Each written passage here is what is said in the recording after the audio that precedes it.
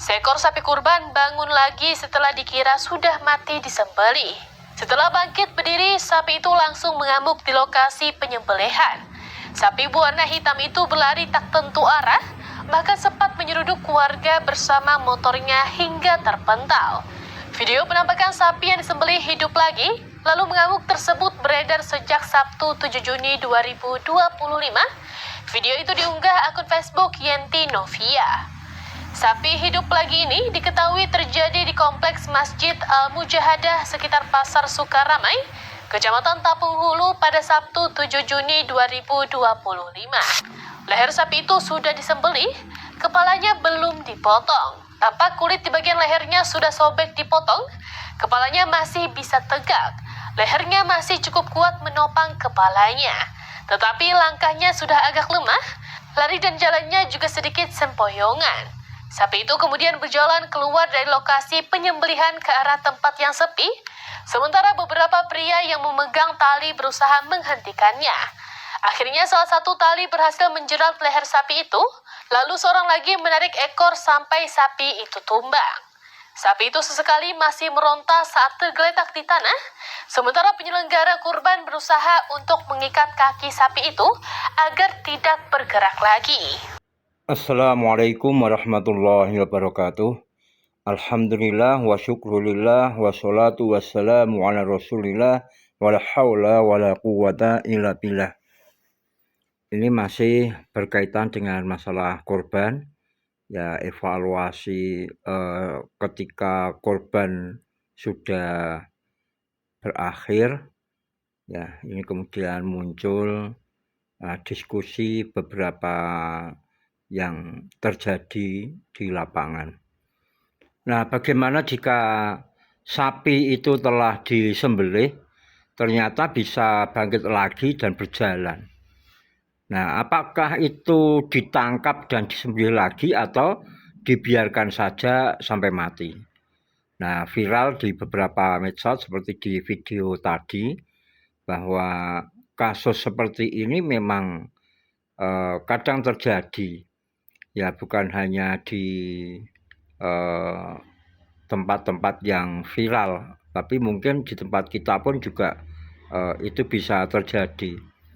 Nah, ketika sapi atau kambing yang telah disembelih, nah setelah penyembelihan, hewan itu masih bisa bergerak, menendang, bahkan tampak berjalan beberapa saat.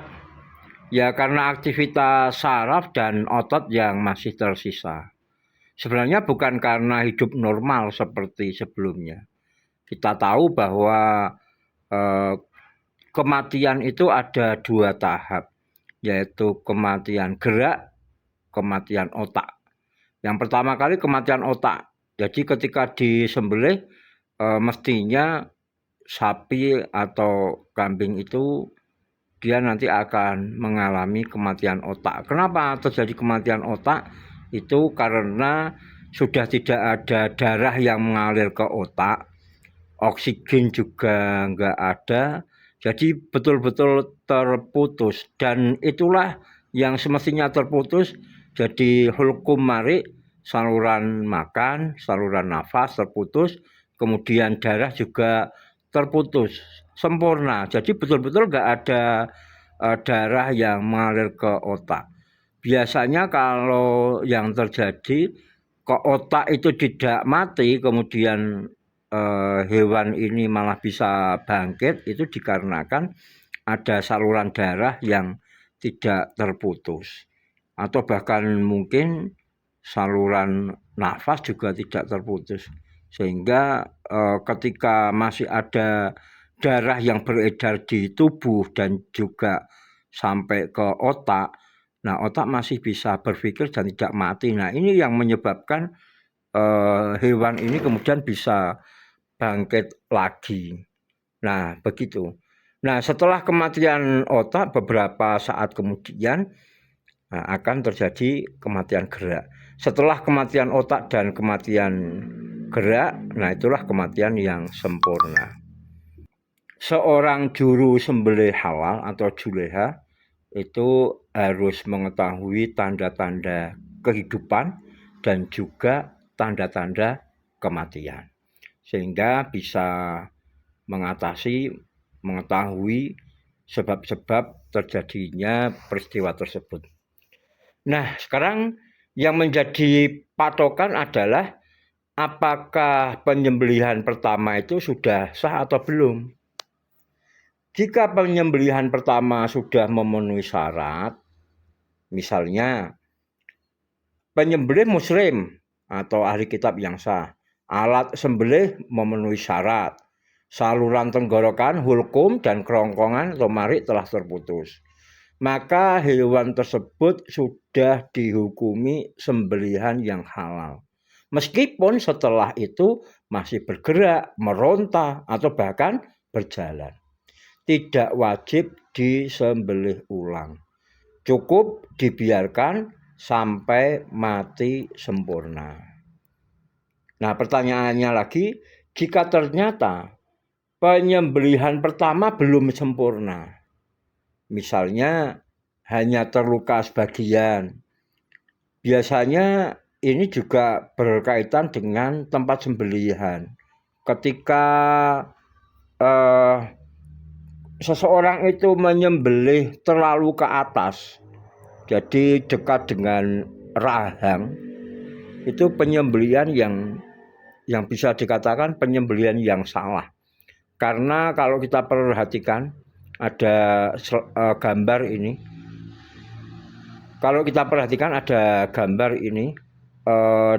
saluran darah yang dekat dengan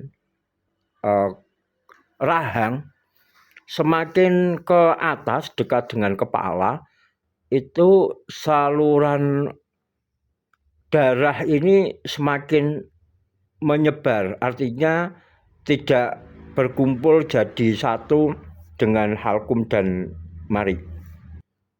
Akan tapi kalau penyembelihan itu di bawah jakun, itu penyembelihan yang baik karena antara hulkum, marik, kemudian saluran darah ya di arteri vena di sebelah kanan dan sebelah kirinya itu masih berdekatan.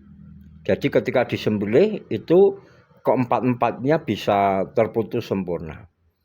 Nah, jadi saluran yang wajib dipotong, hulkum dan marik itu tidak putus. Biasanya seperti itu.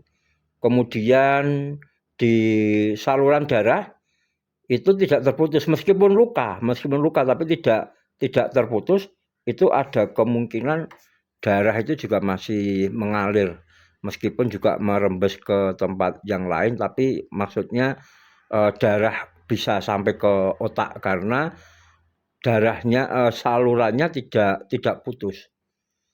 Nah, kemudian ternyata bahwa hewan itu masih hidup dengan kehidupan yang stabil.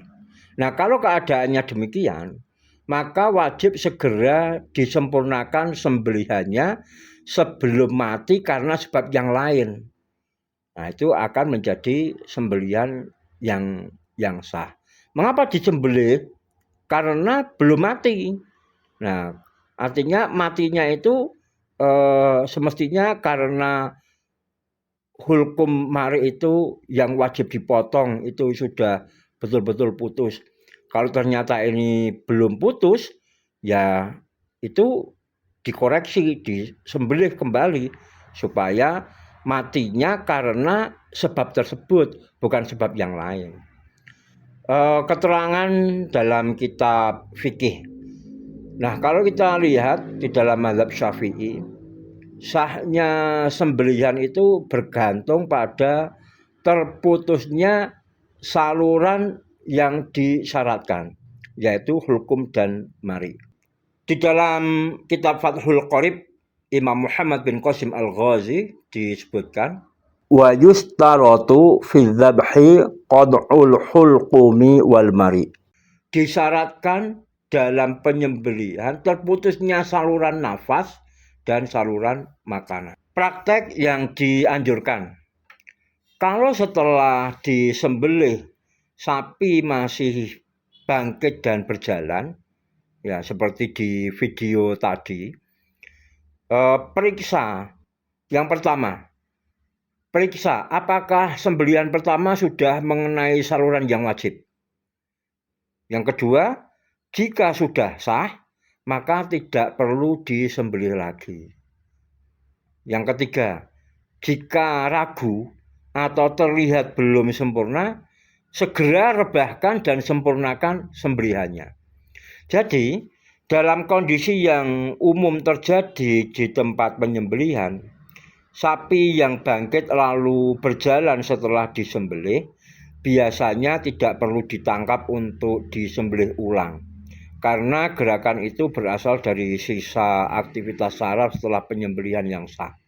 Namun, bila potongan pertama belum memenuhi syarat syar'i, maka harus segera disembelih kembali hingga sempurna. Nah, kita perhatikan video berikutnya. Sapi kurban sumbangan Presiden Joko Widodo di Masjid Taqwa Banjardaung, Pangkung, Bali bangkit lagi beberapa saat setelah disembelih. Momen menggegerkan itu terjadi setelah sholat Idul Adha di masjid tersebut pada Senin 17 Juni. Untuk menaklukkan sapi berukuran 825 kg itu membutuhkan 30 orang. Setelah lehernya disembelih, sapi tersebut malah bangkit dan tegak berdiri lagi. Panitia akhirnya membiarkan sapi itu tersungkur kembali. Menurut salah satu panitia pemotongan hewan di lokasi tersebut, mengatakan bahwa dalam aturan Islam, sapi tidak boleh disembelih lebih dari 1 kali. Oleh karena itu, mereka menunggu hingga sapi tersebut benar-benar mati setelah disembelih pertama kali. Ini kejadian yang ada di Bali tahun 2025 yang lalu. Ini bagaimana panitia di sana itu bagus ya, karena mereka sudah mengetahui bahwa penyembelihan itu nggak boleh 2 kali. Maka ketika melihat kejadian seperti itu dan dipastikan bahwa sembelihan itu hulkum dan marik sudah terputus, ya udah dibiarkan aja sampai mati. Karena apa? Kematiannya disebabkan oleh terputusnya hulkum dan marik yang disyaratkan. Jadi tidak perlu untuk disembelih ulang. Beda kasusnya kalau misalnya ternyata yang disyaratkan itu belum terputus, sehingga sebab kematiannya karena sebab yang lain. Nah, mudah-mudahan bermanfaat, menjadi koreksi bagi kita semuanya. Mudah-mudahan kurban tahun depan menjadi lebih baik lagi. Wallahu a'lam bishawab. Assalamualaikum warahmatullahi wabarakatuh.